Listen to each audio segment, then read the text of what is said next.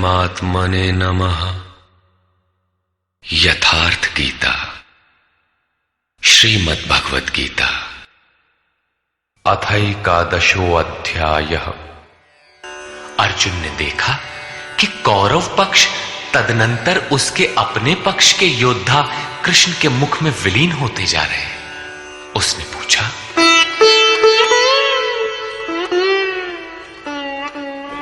आख्याहि मे को भवानुग्र रूपो, नमोस्तु ते देववर प्रसीद।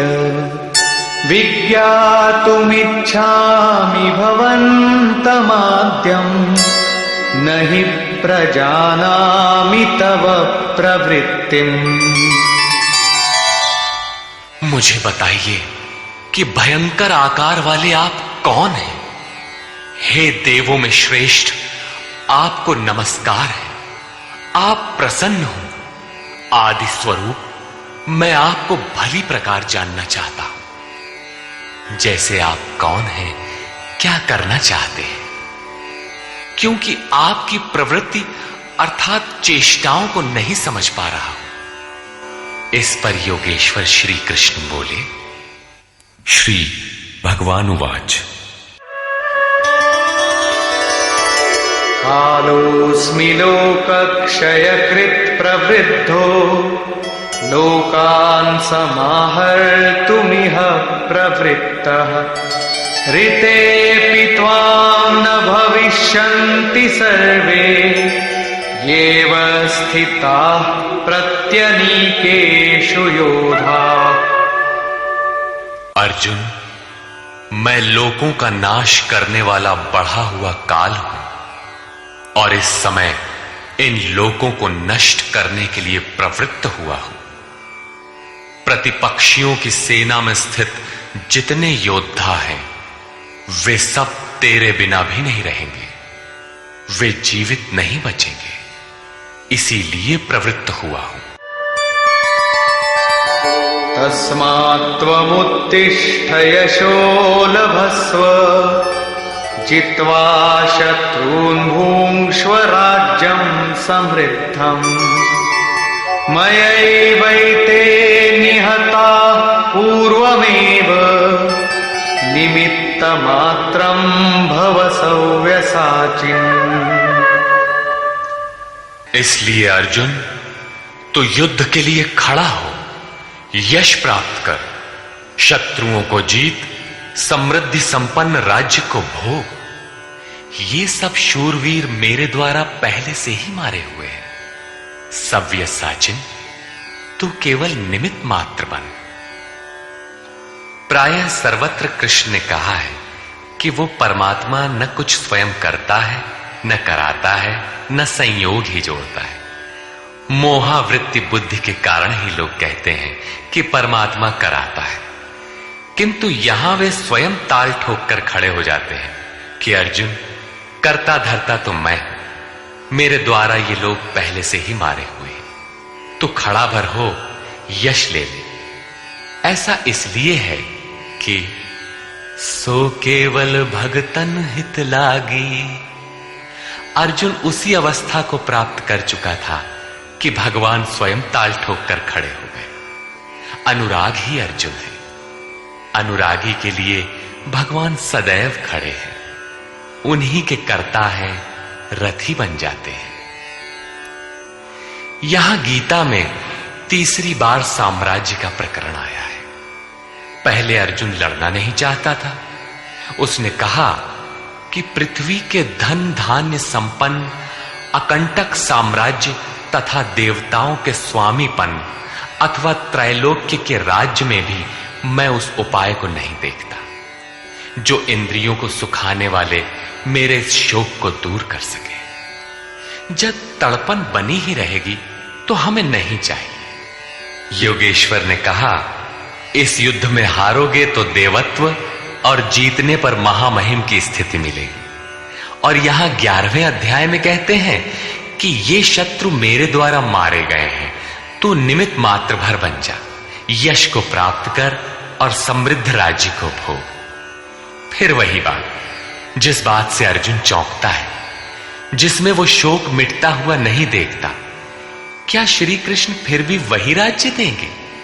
नहीं, वस्तुतः विकारों के अंत के साथ परमात्म स्वरूप की स्थिति ही वास्तविक समृद्धि है, जो स्थिर संपत्ति है, जिसका कभी विनाश नहीं होता, राजयोग का परिणाम है। द्रोणं च भीष्मं च जयद्रथं च कर्णं तथान्यानपि योधवीरान् मया हतांस्त्वं जहिमा व्यथिष्ठा युध्यस्व जेतासि रणे सपत्नान्। इन द्रोण, भीष्म, जयद्रथ और कर्ण तथा अन्यान्य बहुत से मेरे द्वारा मारे हुए शूरवीर योद्धाओं को तू मार, भय मत कर। संग्राम के वैरियों को तू निश्चित जीतेगा, इसलिए युद्ध कर। यहां भी योगेश्वर ने कहा कि मेरे द्वारा मारे हुए इन मरे हुओं को तू मार। स्पष्ट किया कि मैं करता हूं, जबकि 5वें अध्याय के 13, 14 एवं 15 श्लोक में उन्होंने कहा था भगवान अकर्ता है। 18वें अध्याय में वे कहते हैं शुभ अथवा अशुभ प्रत्येक कार्य के होने में 5 माध्यम हैं: अधिष्ठान, कर्ता, करण, चेष्टा और दैव। जो कहते हैं कैवल्य स्वरूप परमात्मा करते हैं, वे अविवेकी हैं, यथार्थ नहीं जानते, अर्थात भगवान नहीं करते। ऐसा विरोधाभास क्यों? वस्तुतः प्रकृति और उस परमात्म पुरुष के बीच एक सीमा रेखा है।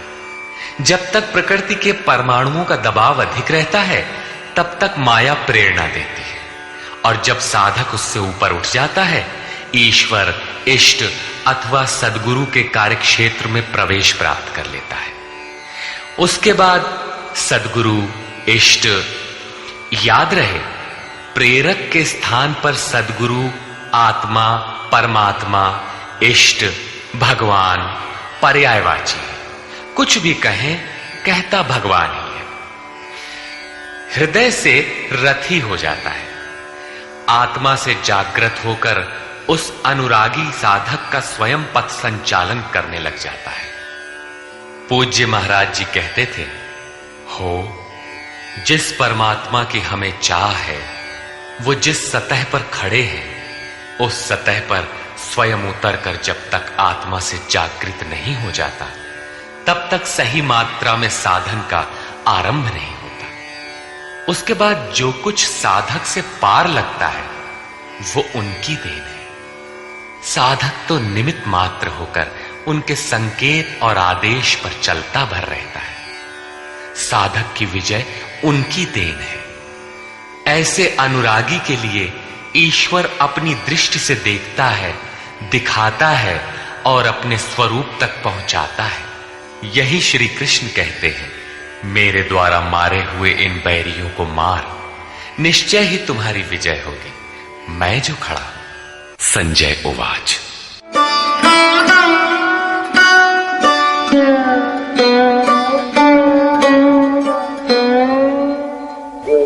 एतत् श्रुत्वा वचनं केशवस्य कृताञ्जलिर्वेपमानः किरीटी नमस्कृत्वा भूय एवाह कृष्णं सगद्गदं भीत प्रणम्य।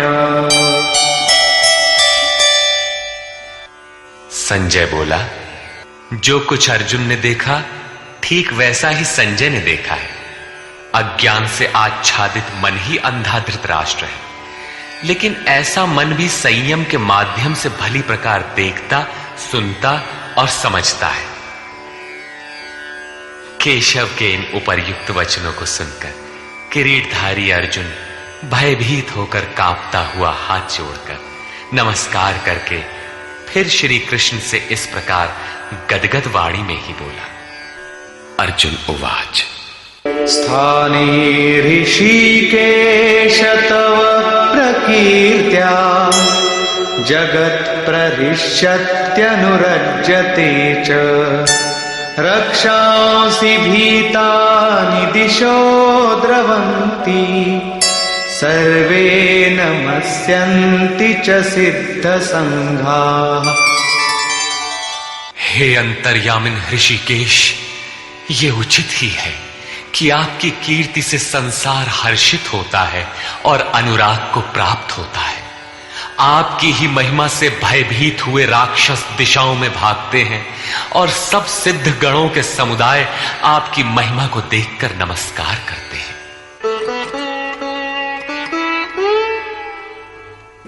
कस्माच्च तेन न मेरन्महात्मन् गरीयसे ब्रह्मणोऽप्यादिकर्त्रे अनन्तदेवेश जगन्निवास त्वमक्षरं सदसत्तत्परं यत्। हे महात्मन, ब्रह्मा के भी आदिकर्ता और सबसे बड़े, आपके लिए वे सब कैसे नमस्कार न करें, क्योंकि हे अनंत, हे देवेश, हे जगन्निवास, सत, असत और उनसे भी परे अक्षर अर्थात अक्षय स्वरूप आप ही हैं। अर्जुन ने अक्षय स्वरूप का प्रत्यक्ष दर्शन किया था। केवल बौद्धिक स्तर पर कल्पना करने या मान लेने मात्र से कोई ऐसी स्थिति नहीं मिलती जो अक्षय हो। अर्जुन का प्रत्यक्ष दर्शन उसकी आंतरिक अनुभूति है। उसने सविनय कहा, त्वमादिदेव पुरुषः पुराण त्वमस्य विश्वस्य परं निधानम् वेत्तासि वेद्यं च परं च धाम त्वया ततं विश्वमनन्तरूप।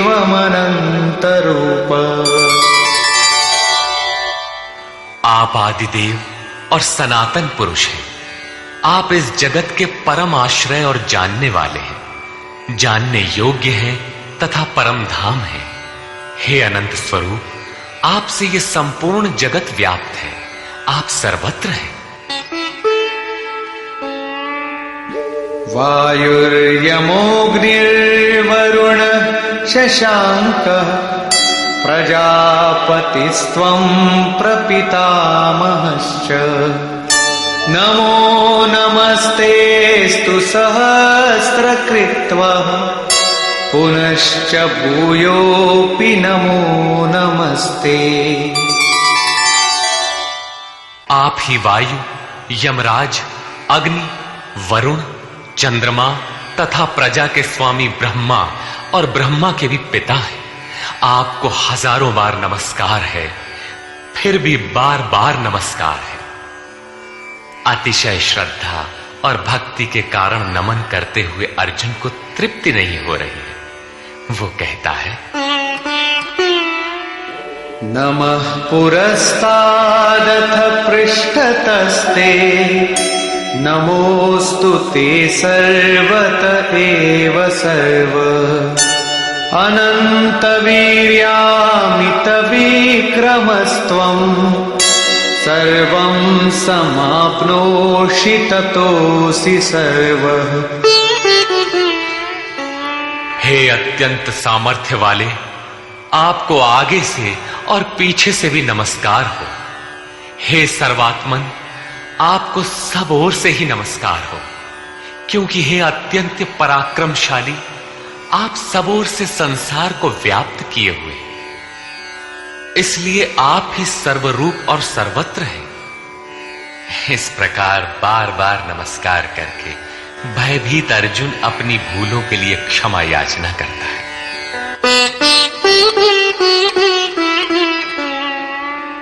सखेति मत्वा प्रसभं यदुक्तं हे कृष्ण हे यादव हे सखेति अजानता महिमानं तवेदं मया प्रमादात् प्रणयेन वापि।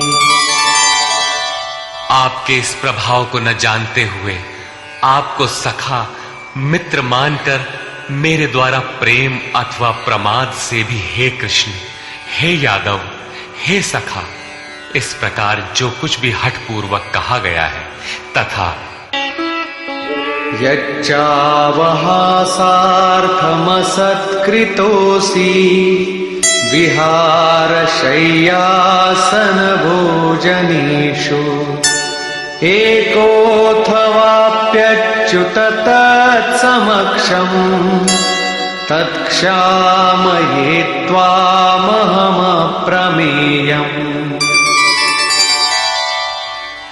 हे अच्युत, जो आप हंसी के लिए विहार, शैया, आसन और भोजनादिकों में अकेले अथवा उन लोगों के सामने भी अपमानित किए गए हैं, वो सब अपराध अचिंत्य प्रभाव वाले आपसे मैं क्षमा कराता।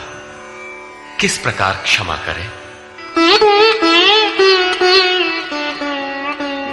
पितासि लोकस्य चराचरस्य त्वमस्य पूज्यश्च गुरुर्गरीयान् न त्वत्समोऽस्त्यभ्यधिकः कुतोऽन्यो लोकत्रयेऽप्य प्रतिमप्रभाव। आप इस चराचर जगत के पिता, गुरु से भी बड़े गुरु और अति पूजनीय हैं, जिसकी कोई प्रतिमा नहीं, ऐसे अप्रतिम प्रभाव वाले। आपके समान तीनों लोकों में दूसरा कोई नहीं है, फिर अधिक कैसे होगा? आप सखा भी नहीं, सखा तो समकक्ष होता है।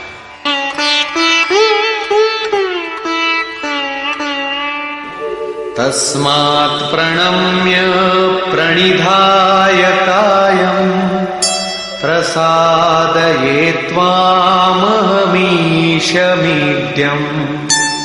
पितेव पुत्रस्य सखेव सख्युः प्रियः प्रियायार्हसि देव सोढुम्। आप चराचर के पिता हैं, इसलिए मैं अपने शरीर को भली प्रकार आपके चरणों में रखकर प्रणाम करके स्तुति करने योग्य आप ईश्वर को प्रसन्न होने के लिए प्रार्थना करता हूं। हे देव, पिता जैसे पुत्र के, सखा जैसे सखा के और पति जैसे प्रिय स्त्री के अपराधों को क्षमा करता है, वैसे ही आप भी मेरे अपराधों को सहन करने योग्य हैं। अपराध क्या था? हमने कभी हे यादव, हे सखा, हे कृष्ण कहा था? समाज के बीच अथवा एकांत में कहा था? भोजन के समय अथवा सोने के समय कहा था? क्या कृष्ण कहना अपराध था? काले थे ही, गोरे कैसे कहे जाते? यादव कहना भी अपराध नहीं था, क्योंकि यदुकुल में तो जन्म ही हुआ था।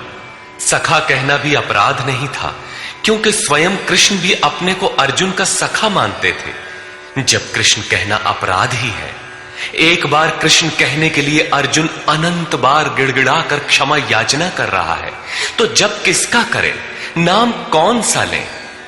वस्तुतः चिंतन का जैसा विधान स्वयं योगेश्वर श्री कृष्ण ने बताया है, वैसा ही आप करें। उन्होंने पीछे बताया, ओमित्येकाक्षरम ब्रह्म व्याहरन मामनुस्मरन। अर्जुन, ओम। बस इतना ही अक्षय ब्रह्म का परिचायक है। इसका तू जप कर और ध्यान मेरा धर, क्योंकि उस परम भाव में प्रवेश मिल जाने के पश्चात उन महापुरुष का भी यही नाम है, जो उस अव्यक्त का परिचायक है। प्रभाव देखने पर अर्जुन ने पाया कि ये न तो काले हैं, न गोरे, न सखा है, न यादव, ये तो अक्षय ब्रह्म की स्थित वाले महात्मा है। संपूर्ण गीता में योगेश्वर श्री कृष्ण ने 5 बार ओम के उच्चारण पर बल दिया। अब यदि आपको जप करना है तो कृष्ण कृष्ण न कहकर ओम का ही जप करें। प्रायः भाविक लोग कोई ना कोई रास्ता निकाल लेते हैं। कोई ओम जपने के अधिकार और अनाधिकार की चर्चा से भयभीत है तो कोई महात्माओं की दुहाई देता है, अथवा कोई कृष्ण ही नहीं, उनसे पहले राधा और गोपियों का नाम भी उनकी शीघ्र प्रसन्नता के लोभ में जपता है। पुरुष श्रद्धामय है, इसलिए उनका ऐसा जपना मात्र भावुकता है। यदि आप सचमुच भाविक हैं तो उनके आदेश का पालन करें। वे अव्यक्त में स्थित होते हुए भी आज आपके सामने नहीं है, लेकिन उनकी वाणी आपके समक्ष है। उनकी आज्ञा का पालन करें, अन्यथा आप ही बताइए कि गीता में आपका क्या स्थान है।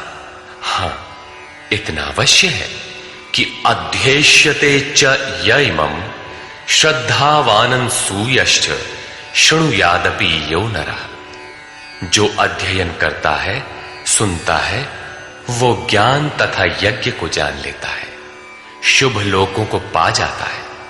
अतः अध्ययन अवश्य करें। प्राण अपान के चिंतन में कृष्ण नाम का क्रम पकड़ में नहीं आता। बहुत से लोग कोरी भावुकतावश केवल राधे राधे कहने लगे। आजकल अधिकारियों से काम न होने पर उनके सगे संबंधियों से, प्रेमी या पत्नी से सोर्स लगाकर काम चला लेने की परंपरा है। लोग सोचते हैं कदाचित भगवान के घर में भी ऐसा चलता होगा, अतः उन्होंने कृष्ण कहना बंद करके राधे राधे कहना आरंभ कर दिया। वे कहते हैं राधे राधे श्याम मिला दे। जो राधा एक बार बिछुड़ी तो स्वयं श्याम से नहीं मिल पाई, वो आपको कैसे मिला दे। अतः अन्य किसी का कहना न मानकर श्री कृष्ण के आदेश को आप अक्षरशः माने, ओम का जप करें। हां, यहां तक उचित है कि राधा हमारा आदर्श है, उतनी ही लगन से हमें भी लगना चाहिए। यदि पाना है तो राधा की तरह विरही बनना है। आगे भी अर्जुन ने कृष्ण कहा। कृष्ण उनका प्रचलित नाम था। ऐसे कई नाम थे जैसे गोपाल, किंतु बहुत से साधक गुरु गुरु या गुरु का प्रचलित नाम भावुकतावश जपना चाहते हैं, किंतु प्राप्ति के पश्चात प्रत्येक महापुरुष का वही नाम है जिस अव्यक्त में वो स्थित है। बहुत से शिष्य प्रश्न करते हैं, गुरुदेव जब ध्यान आपका करते हैं तो पुराना नाम ओम इत्यादि क्यों जपें? गुरु गुरु अथवा कृष्ण कृष्ण क्यों न कहें? किंतु यहां योगेश्वर ने स्पष्ट किया कि अव्यक्त स्वरूप में विलय के साथ महापुरुष का भी वही नाम है जिसमें वो स्थित है। कृष्ण संबोधन था, जपने का नाम नहीं। योगेश्वर श्री कृष्ण से अर्जुन ने अपने अपराधों